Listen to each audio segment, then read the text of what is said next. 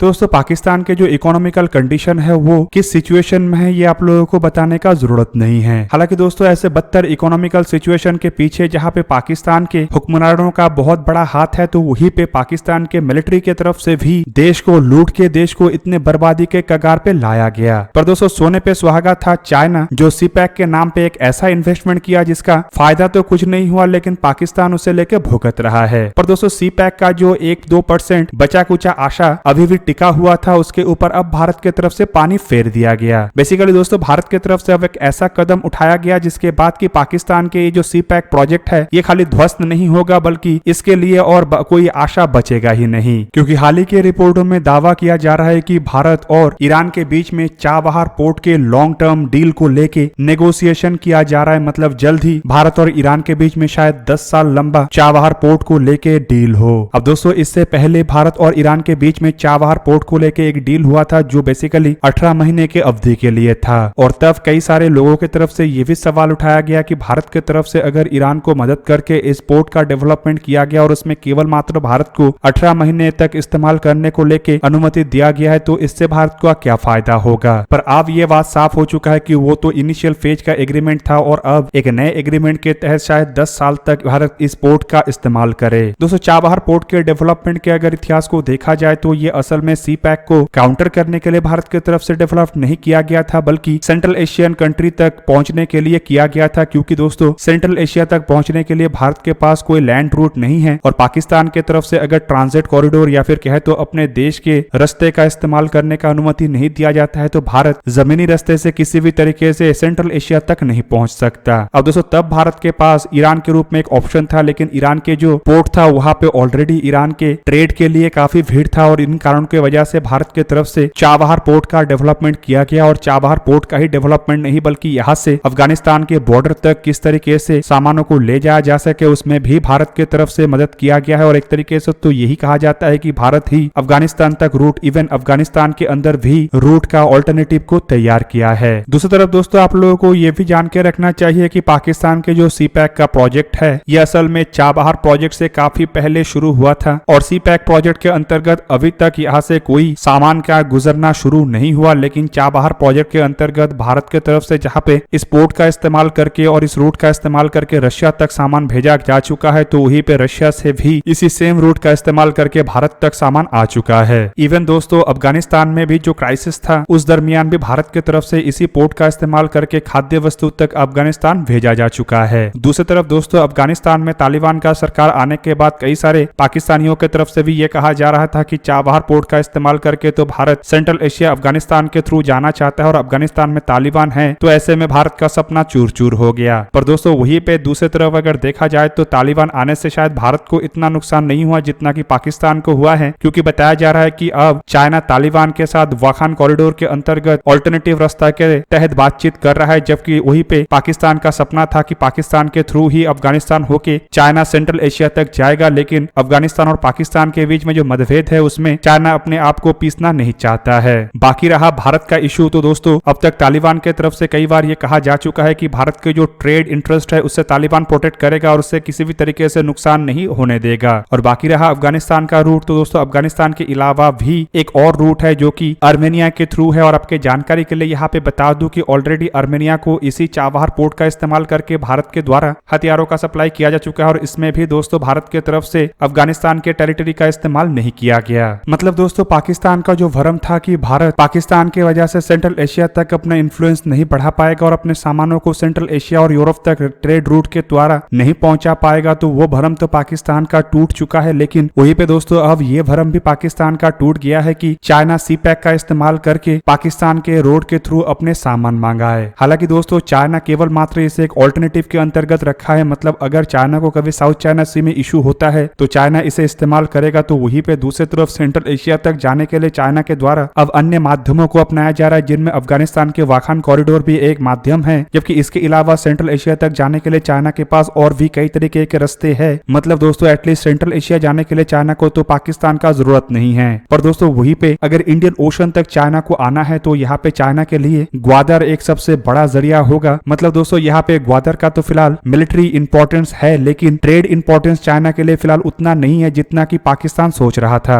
मतलब ग्वादर पोर्ट और सी pack develop करने के लिए चाइना से पाकिस्तान के द्वारा जो बड़े मात्रा में पैसे को भारी कर्ज पे लिया गया था वो तो पाकिस्तान के लिए कोई फायदेमंद नहीं बना, लेकिन दूसरी तरफ इससे पाकिस्तान भयंकर कर्ज के जाल पे फंस गया है। और दोस्तों अब इस कर्ज के कारण पाकिस्तान के हाथ से ग्वादर जैसे पोर्ट भी अब चाइना के हाथ में जाएगा। जबकि दूसरी तरफ दोस्तों आपके जानकारी के लिए ये भी बता दूं कि हाल ही में जो ब्रिक्स का एक्सपेंशन हुआ है उसमें ईरान को भी शामिल किया गया है। मतलब दोस्तों अब ईरान भारत और रशिया के साथ एक ऐसे ग्रुप में है जहाँ पे कि अगर ईरान के द्वारा चाबहार पोर्ट को लेके मदद किया जाता है तो ब्रिक्स का भी मजबूती बढ़ेगा। और दोस्तों मेरा मानना यह है कि ब्रिक्स में ईरान को शामिल करने के पीछे भारत का एक बहुत बड़ा योगदान था और इन्हीं कारणों की वजह से शायद ईरान और भारत के बीच में अब आने वाले महत्वपूर्ण बड़े डीलों में से चाबहार पोर्ट के लॉन्ग टर्म एग्रीमेंट का जिक्र हो रहा है। दोस्तों आप लोगों को क्या लगता है कि चाबहार पोर्ट के लॉन्ग टर्म एग्रीमेंट के बाद किस तरीके से पाकिस्तान के सपने चूर चूर हुआ, कमेंट करके अवश्य बताइए। दोस्तों आज के इस वीडियो को यही पे ही करते समाप्त, किसी और एक दिन किसी और एक वीडियो में मिलेंगे। तब तक के लिए जय हिंद, वंदे मातरम।